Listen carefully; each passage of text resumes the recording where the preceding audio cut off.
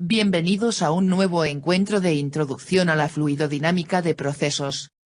Este material está asociado al sitio en Google Sites. En la dirección sites.google.com/view/fluidodinámica de procesos, separado por guiones. El editor de los contenidos presentados es el profesor José Ángel Sorrentino. El tema que veremos en esta oportunidad es flujo en tuberías. Y en particular se introducirá el concepto de fricción en tramos rectos de tubería. Transportar fluidos, sean gases o líquidos, o incluso sólidos fluidizados, es práctica común en la industria de procesos. Las conducciones que los conducen son típicamente de sección circular, llamados tuberías, y en algunas aplicaciones pueden ser de sección rectangular y son llamados ductos. En dichas tuberías hay tramos rectos y también componentes de cambio de diámetro o de dirección, así como válvulas y medidores, que englobaremos bajo la denominación de accesorios. Vamos a concentrarnos en las pérdidas de energía, o de presión, en estos tramos rectos de tubería, y en otra presentación nos ocuparemos de las pérdidas en accesorios. Tomemos como base un tramo de tubería recto sin cambio de diámetro, de modo que tanto el flujo como la velocidad puedan ser considerados constantes. Como siempre, hagamos una representación esquemática del problema. Identifiquemos con la etiqueta 1 al punto aguas arriba y con la etiqueta 2 el punto aguas abajo. Cada punto tiene una presión, una cota o elevación, un diámetro y una velocidad que lo caracteriza, dado que el tramo tiene una sola entrada y una sola salida, y además el diámetro es constante. El balance de masa conduce a que, en el tramo que denominaremos genéricamente I, la velocidad es única, denotada con V sub I, con diámetro de sub I. Este problema ha sido históricamente estudiado. Hagen reportó en 1839 que pueden haber dos regímenes de flujo en tuberías. Midió la caída de presión para flujo en tuberías largas de bronce y obtuvo una expresión para la dependencia con la velocidad allá. Identificó que para caudales bajos la pérdida de presión, o caída de presión, era proporcional al caudal o la velocidad, mientras que a caudales más altos, la proporcionalidad era con la velocidad a la potencia 1.75. En una experimentación pionera en visualización del flujo, Osborne Reynolds estudió las condiciones para las cuales el flujo deja de ser orienado y en láminas para tener remolinos y turbulencia, y se inyecta un colorante que difunde a poco en el líquido. A bajos caudales la traza del colorante es una línea paralela a la tubería. A altos caudales la traza del colorante es caótica y difusa ocupando toda la tubería. Reynolds demostró que el cambio no es con el caudal sino con un determinado valor de un cierto agrupamiento de variables. La combinación de estos hallazgos con las observaciones de Hagen permite establecer los valores de la transición como función de este grupo adimensional de variables, que se denomina número de Reynolds en su honor.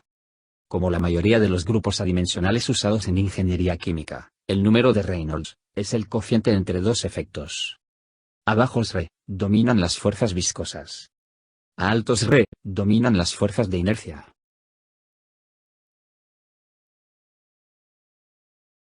Al incrementar el flujo en una tubería, el régimen de flujo pasa de laminar a turbulento.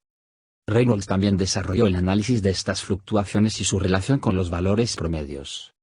De hecho, la intensidad de la turbulencia está asociada a la desviación estándar de estas fluctuaciones. Desde un punto de vista macroscópico, tanto en flujo laminar como turbulento, la velocidad en el centro de la tubería es máxima y en la pared es cero, lo que se conoce como la condición de no deslizamiento.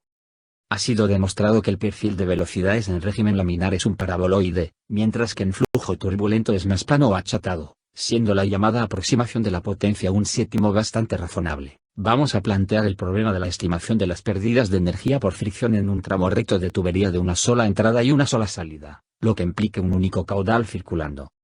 No impongamos la limitación de que la tubería sea horizontal, es decir delta z es distinto de cero, y permitamos que la distancia recta entre los puntos 1 y 2, L, sea distinta a dicho delta z. Los diámetros son iguales y por tanto las velocidades son las mismas. Imaginemos que la diferencia de presión entre los puntos 1 y 2 se mide por algún dispositivo, aquí representado por un manómetro en U. La energía específica total en cada punto es la suma de la energía asociada a la presión, de la energía asociada a la elevación y la energía asociada a la velocidad. Dicho contenido energético puede visualizarse también como altura de fluido o cabezal, cabezal de presión, cabezal de elevación y cabezal de velocidad. Dado que la velocidad es única en este tramo, el cabezal total en cada punto es simplemente la suma del cabezal de presión más el cabezal de elevación. Pero dicha suma es conocida como cabezal hidrostático o carga hidrostática, que simbolizaremos con la letra Y. Por lo tanto, El cambio de energía entre los puntos 1 y 2, en altura de fluido equivale al delta de carga hidrostática, delta psi. Un balance de energía mecánica en este tramo conduce a que esta pérdida de energía equivale a la pérdida de energía por fricción, que denominaremos HF. Esta ecuación permite hacer mediciones de pérdida de presión, incluso si la elevación cambia, y convertirlas en pérdida de carga hidrostática para obtener las pérdidas por fricción. El reto fue durante mucho tiempo cómo correlacionar los datos obtenidos con las condiciones usadas para obtener un modelo de estimación de las pérdidas por fricción. Una forma de reducir los datos obtenidos y permitir una correlación más simple fue adimensionalizar la pérdida de presión. Si escoge una variable que tenga las mismas dimensiones, y se ha usado una asociada a la energía cinética, es decir al cuadrado de la velocidad media. Una aproximación a este concepto define de manera genérica el factor de fricción como el cociente entre la fuerza de fricción dividida entre el área sobre la que actúa y la presión inercial asociada a la energía cinética. Como las pérdidas de presión se expresan como la diferencia de carga hidrostática entre la entrada y la salida del tubo, pueden convertirse en la fuerza de fricción multiplicando por el área de flujo. En una tubería cilíndrica, el área de flujo es el área del círculo, mientras que el área de fricción es la cara lateral del cilindro. Esto resulta en un factor de fricción definido como el cabezal de pérdidas por fricción por la razón L sobre D dividido entre 4 veces el cabezal de velocidad. El factor de fricción así obtenido es conocido como el factor de fricción de Fanding, F sub F. De modo independiente, Darcy y otros investigadores analizaron el problema usando análisis dimensional y el teorema Pi de Buckingham y el número dimensional obtenido es conocido como el factor de fricción de Darcy, F sub D. La ecuación que correlaciona la caída de presión en cualquiera de sus formas, presión, energía específica o cabezal, se denomina la ecuación de Darcy-Weisbach y es la piedra angular del cálculo de las pérdidas por fricción. En otra presentación de esta serie abordaremos en detalle cómo se ha correlacionado este factor de fricción. Hemos llegado al final de esta presentación. En nombre del profesor Sorrentino, les agradecemos haberse conectado a esta herramienta de conocimiento. Esperamos coincidir pronto en otro segmento de introducción a la fluidodinámica de procesos. No olvide que este material está asociado al sitio en Google Sites. En la dirección sites.google.com/view/fluidodinámica de procesos, separado por guiones.